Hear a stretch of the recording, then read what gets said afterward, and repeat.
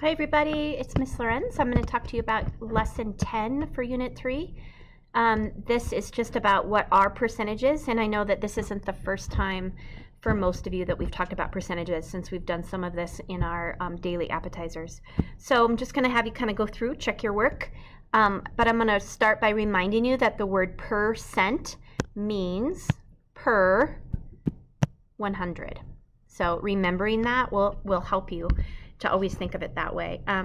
Check out the values of these coins, which I know that you know. So a penny is just 1 cent, a nickel is 5, a dime is 10, a quarter is 25, a half dollar is 50, and of course a dollar is 100 cents.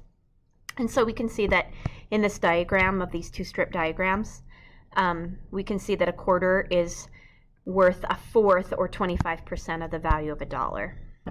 So 25% of a dollar is a quarter, 5% of a dollar is a nickel, 1% of a dollar is a penny, 100% of a dollar is just a dollar, 10% of a dollar is a dime, and 50% of a dollar is a half dollar.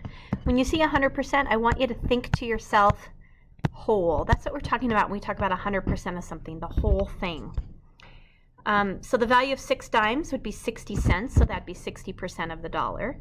The value of 6 quarters would be $1.50, so that's 150% of a dollar. Notice your percents can be greater than 100 if it's more than the value of the whole. So the dollar would be the whole 100%. And so this $1.50 is 50% more than just that whole 100%. I love these Sacagawea dollars. So a dollar coin is worth 100% of the value of a dollar, and this double number line shows this. And so you got to love the base 10 system, you guys, that allows us to work with percentages in a very efficient way because everything is based on 10 and groups of 10. So the coins in Jada's pocket are worth 75% of a dollar, so that means they're worth 75 cents. The coins in Diego's pocket are worth 150% of a dollar, so they have to be more than the whole dollar. So that means they're worth $1.50 in dollars. And Elena has 3 quarters, 5 dimes. What percentage of a dollar does she have? Well, 3 quarters would be 75 cents. 5 dimes would be 50 cents.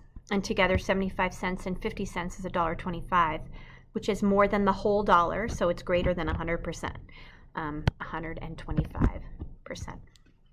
All right, that's already it. Thanks for listening. I hope that helps.